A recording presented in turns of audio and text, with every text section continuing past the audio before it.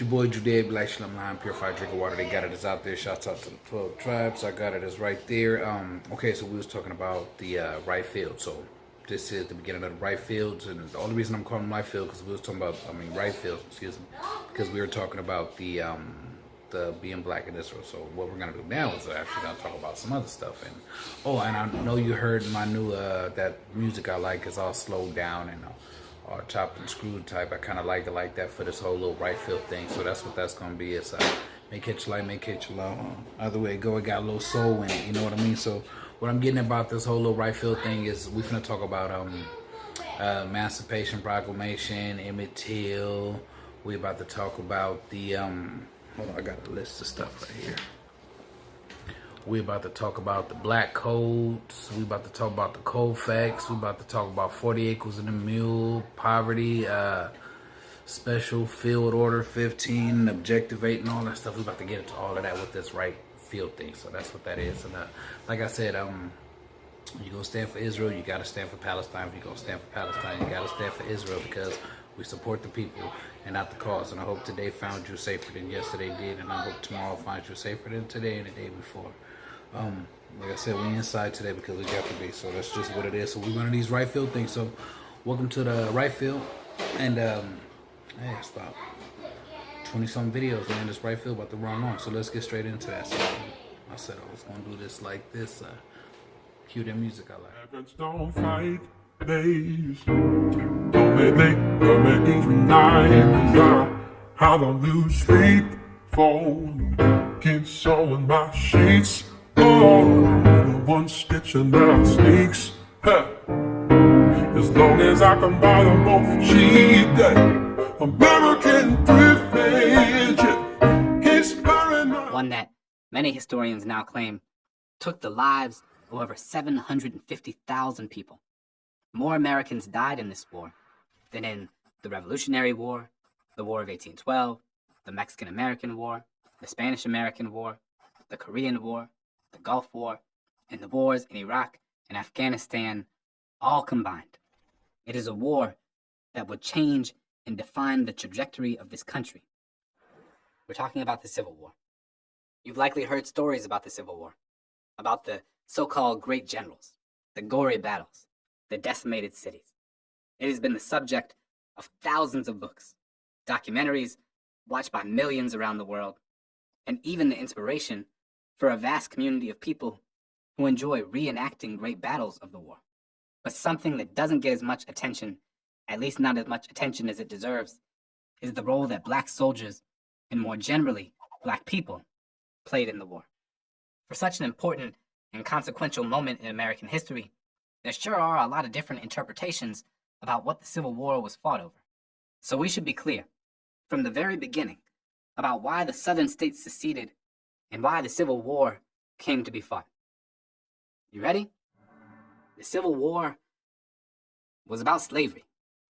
Some people might say states' rights. Well, yeah, the Southern states' rights to keep their enslaved workers. Some people might say economics. Yes, the desire for Southern planters to maintain an economy that relied on the labor of millions of enslaved people. But don't take my word for it. All we have to do is look at the statements different governments and government representatives made as they were leaving the Union themselves. A state like Mississippi said, quote, "Our position is thoroughly identified with the institution of slavery, the greatest material interest of the world." A state like Louisiana felt, quote, "The people of the slave-holding states are bound together by the same necessity and determination to preserve African slavery." Or Texas, who said, quote, "The African race had no agency in their establishment, that they were rightfully held and regarded as an inferior and dependent race." Or we can take the words of the Vice President of the Confederacy, Alexander Stephens, who in his infamous Cornerstone speech in 1861 stated that slavery was, quote, "the immediate cause of the late rupture and present revolution," and that the Confederacy was founded on, quote, "the great truth that the Negro is not equal to the white man." To understand what the Confederacy was fighting for, all we have to do is look at what they said for themselves. On the opposite side of the Confederacy was the Federal Army, who was fighting to preserve the Union after the southern states had begun seceding. And while the army was not stating outwardly at the beginning of the war that they were fighting to free the enslaved, the shadow of slavery hung over every battle and every decision. Over the course of the conflict, the tenor of the war and the reason it continued evolved and became clearer over time. But we're getting ahead of ourselves. When the war first broke out at Fort Sumter in April of 1861, Black people didn't want to just sit by and watch because they perhaps had the most to lose. Thousands volunteered to fight on the side of the Union when the war first erupted, but they were turned away.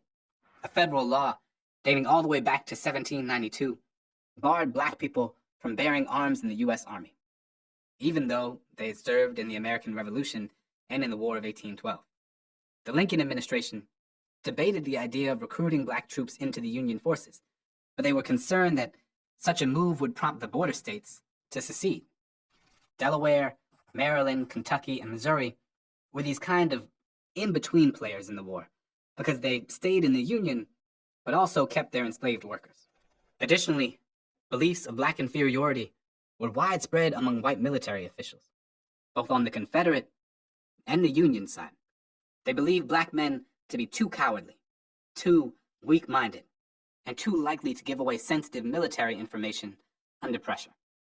There was also a fear that if you gave Black men guns, they would desert and perhaps use those weapons to attack white people.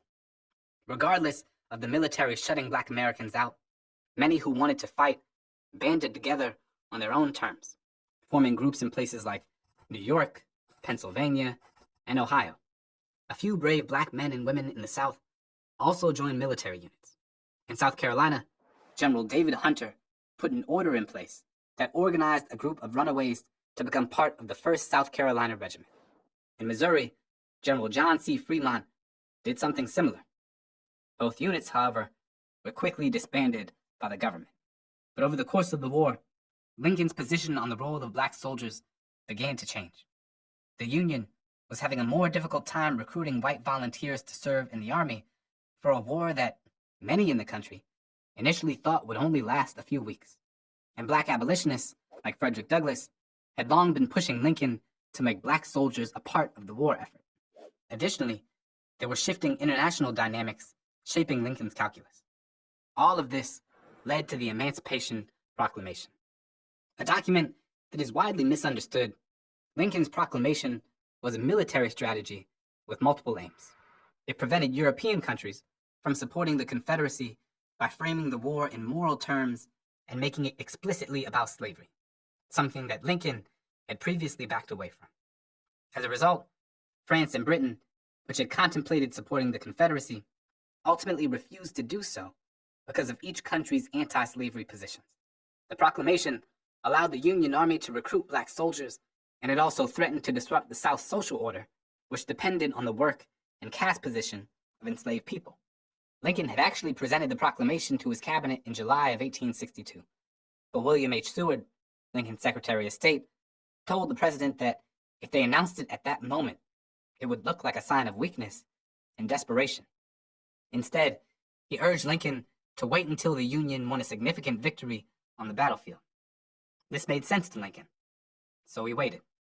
The moment came on September 17, 1862, when Union troops halted the advance of the Confederate forces in the Battle of Antietam. Just a few days afterwards, Lincoln publicly announced a preliminary version of the Emancipation Proclamation, which told the Confederate states that they had 100 days, by January 1, 1863, to rejoin the Union. And if they didn't, their slaves would be declared thenceforward and forever free. The Confederacy, obviously, didn't listen. And on January 1st, Lincoln signed the proclamation. The document transformed the war effort, and people like Frederick Douglass went to work recruiting Black soldiers. A war undertaken and brazenly carried on for the perpetual enslavement of colored men, Douglass wrote in a broadside in 1863, calls logically and loudly for colored men to help suppress it. By the end of the war, the Union had more than 186,000 Black volunteers, 134,000 of them coming from slave states. What's more, over the course of the war, Over 70% of black men in the North who were of age would serve in the Union Army. The truth of the matter is that black people had been fighting for freedom long before the war. Still, the Civil War did open up a whole slew of new opportunities for them to seize freedom. Untold numbers of runaways would find their way into the Union Army camps and seek refuge. Even before the Emancipation Proclamation was signed, the Confiscation Acts passed by Congress in 1861 and 1862 made it possible for black people to obtain freedom if they joined these camps.